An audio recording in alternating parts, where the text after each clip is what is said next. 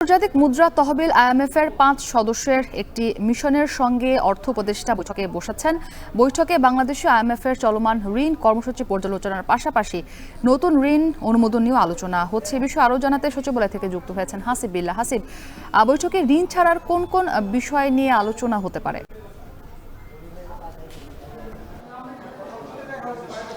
মুক্তি IMF এর প্রতিনিধি দল যে 5 সদস্যের প্রতিনিধি দল বাংলাদেশে এসেছে গতকালকে, তার প্রথম বৈঠক আজকে হচ্ছে অর্থ উপদেষ্টার সঙ্গে। সচিবালয়ে 11টার কিছু পরে বৈঠকটি শুরু হয়েছে এবং এখন পর্যন্ত বৈঠকটি চলছে। এবং এসব বৈঠকে মূলত কর হার বাড়ানো এবং ঋণ কমানো এবং একই সঙ্গে ভর্তুকি কমানো, এই সব বিষয়ে উল্লেখযোগ্য বিষয়গুলো নিয়ে ব্যাপক আলোচনা হবে। তারা মূলত 26 তারিখ পর্যন্ত এই মিশন থাকবে, বাংলাদেশ অবস্থান করবে এবং তারপর বাংলাদেশ ব্যাংক, রাজস্ব বিভাগ সহ শ্রম কর্মসংস্থান মন্ত্রণালয়, বিভিন্ন সংস্থা সংগঠনের সঙ্গে তারা বৈঠক করবেন এবং বাংলাদেশকে যে সব সংস্কারের কথা বলা হয়েছিল, যে সংস্কারের কথা বলেই মূলত 470 কোটি ডলারের যে ঋণ ছাড়ের ব্যাপারে আলোচনা হয়েছিল, চুক্তি হয়েছিল, সেটির বিষয়গুলো নিয়ে আলোচনা হবে। মূলত গত বছরের 23 সালের জানুয়ারির 30 তারিখ মূলত 470 কোটি ডলারের যে ঋণ ছাড়ের ব্যাপারে বাংলাদেশকে অনুমোদন দেয় IMF। তারপরে 2 দিন পরেই প্রথম দফায় 47 কোটি ডলার ঋণ ছাড় দেয়। এরপরে ডিসেম্বরে 2023 সালের এরপরে দ্বিতীয় দফায় 68 কোটি ডলারের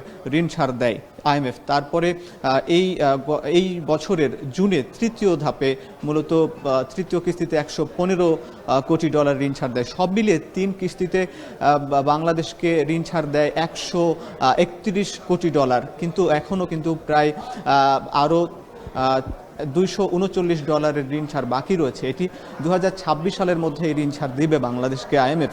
তবে যে সংস্কারের কথাগুলো বলেই এই ঋণ ছাড়ের ব্যাপারে চুক্তি হয়েছিল, তো সেটা কতটা বাস্তবায়ন হচ্ছে এই ব্যাপারগুলো নিয়ে আলোচনা হবে। এবং একই সঙ্গে এই নতুন সরকার IMF এর কাছ থেকে আরও 300 কোটি ডলারের ঋণ ছাড়ের ব্যাপারে দাবি জানিয়ে এসেছিল, আহ্বান জানিয়ে এসেছিল এবং সেই ব্যাপারেও কিন্তু আলোচনা হবে।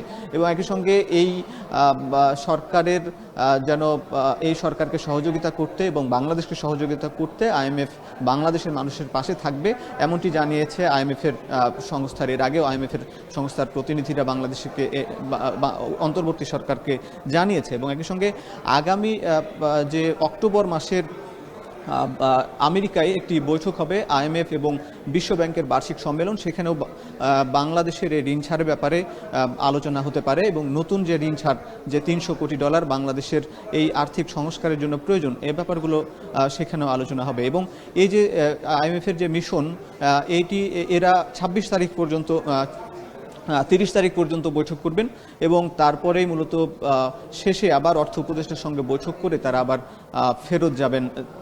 এই ছিল মুক্তি এই সচিবালয় থেকে সবশেষ খবর।